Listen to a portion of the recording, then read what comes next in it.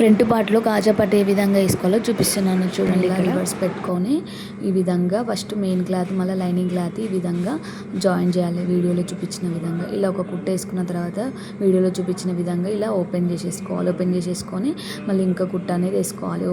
కుట్టు వేసుకున్న తర్వాత మళ్ళీ మనము పైకి కనపడే విధంగా వీడియోలో చూపించిన విధంగా ఇలా ఓపెన్ చేసేసుకోవాలి. ఇలా తిప్పేసుకోవాలి. ఎక్స్ట్రాలు ఏమైనా ఉంటే కట్ చేసేసుకొని వీడియోలో చూపించిన విధంగా 2 ఫోల్డింగ్స్ అనేవి మళ్ళీ చేసుకోవాలి. మళ్ళీ మనము ఖర్చులు ఏవి కనపడకుండా కూడా లోపలికి మలుచుకోవాలి. మలుచుకున్న తర్వాత ఇది జాయిన్ చేసేసుకోవాలి. ఇక్కడ చూసారా ఈ విధంగా వీడియోలో చూపించిన విధంగా జాయిన్ చేసుకోవాలి.